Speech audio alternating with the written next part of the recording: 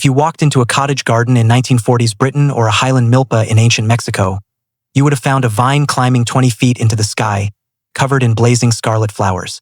The pods hung like green scimitars, and inside were seeds mottled purple and black.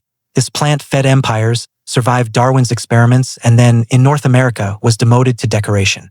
This is the story of Phaseolus coccineus, the runner bean that sustained Aztec warriors, kept Britain fed during World War II, and quietly disappeared from the American table. Welcome to Ancestral Yields. If you want to grow a garden that feeds you more than just calories, hit that like button and subscribe. The bean of the mountains.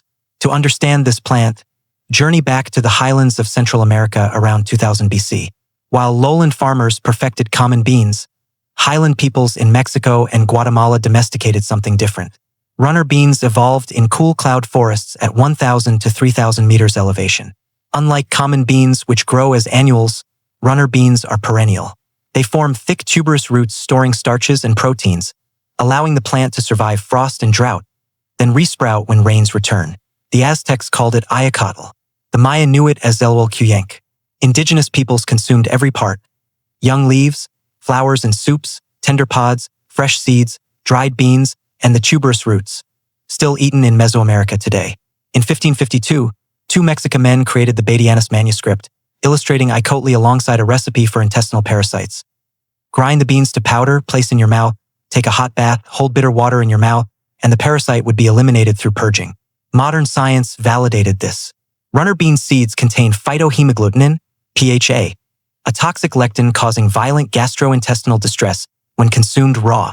The Mexica understood that raw beans cause purging and that cooking eliminates this effect. Soaking beans 5 hours, then boiling 10 minutes, neutralizes the toxin completely. From ornament to necessity.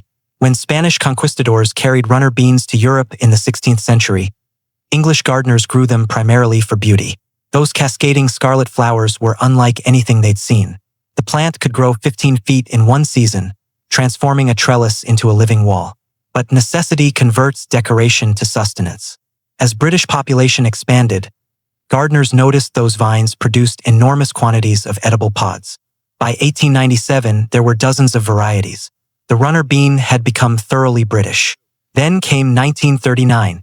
When Britain declared war on Germany, the reality was brutal. Britain imported 70% of its food. German U-boats sank cargo ships. Britain had to become self-sufficient or starve. The Ministry of Agriculture launched the Dig for Victory campaign. Every citizen with land converted it to vegetable production. Among the crops most featured runner beans. Seeds were sold by the pint. Government pamphlets showed exactly how to dig trenches, work in manure, create moisture-retentive soil. Allotments nearly doubled. Parks were plowed. Even the Tower of London grew vegetables. Families planted runner beans everywhere. A 6-foot fence section could produce 30 to 40 pounds of pods. By 1943, Britain produced 42% of its vegetables from home gardens. Runner beans climbed every other fence. By war's end, Britain fed more people per acre than any nation on Earth. In 1969, the Oxford Book of Food Plants listed runner beans as by far the most popular green bean in Britain. They remain so today. Darwin's discovery. In 1858, Darwin reported experiments with the scarlet kidney bean, almost certainly the runner bean. Critics claimed his evolution theory was mere speculation. He turned to plants to prove them wrong. Darwin demonstrated that while runner beans could self-pollinate, they produced far more fruit when visited by pollinators carrying pollen between plants. This allogamy promotes cross-fertilization and generates genetic diversity, the raw material for natural selection. His decade-long experiments showed self-pollination led to inbreeding depression. Cross-pollinated plants produced more seeds, healthier offspring, more vigorous growth. This rigorous science laid the foundation for plant reproductive biology.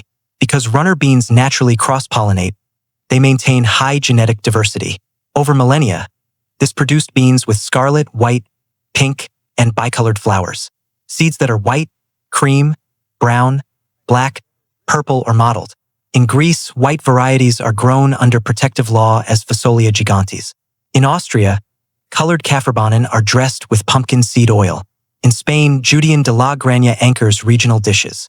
Each tradition exists because farmers maintained local populations, selecting for qualities their cuisine demanded.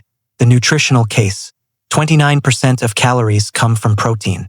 A cup delivers 26 grams of high-quality plant protein with all 9 essential amino acids. They contain 9 grams of fiber per 100 grams, aiding digestion and reducing cholesterol. High in folate, critical for pregnant women. Rich in vitamin C, potassium, 880 milligrams per 100 g, iron, manganese, and magnesium. Most remarkable is coxinin, a peptide showing effectiveness against fungal infections and ability to inhibit leukemia cells in studies. The American abandonment. How did this productive, nutritious, beautiful plant become mere decoration in North America? Agricultural industrialization. American consumers preferred convenience over skill. Runner bean pods are rough-textured and must be harvested young, then stringed and sliced. Americans wanted beans eaten whole from the can. Industrial canning needed uniform size and tender pods. Runner beans were variable, tough-skinned, and stringy, their climbing vines requiring support, unsuitable for mechanical harvesting. Bush beans grow compact and harvest by machine. Economics favored bush beans. Runner beans are perennial, roots can be stored and replanted. This requires knowledge and patience. Industrial agriculture demands annuals. Plant from seed, grow, harvest, till, repeat.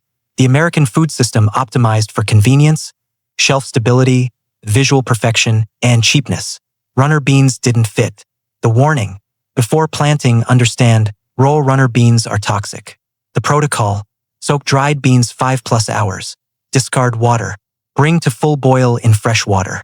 Boil 10+ minutes at 212 degrees Fahrenheit. Simmer until tender, 45 to 60 minutes.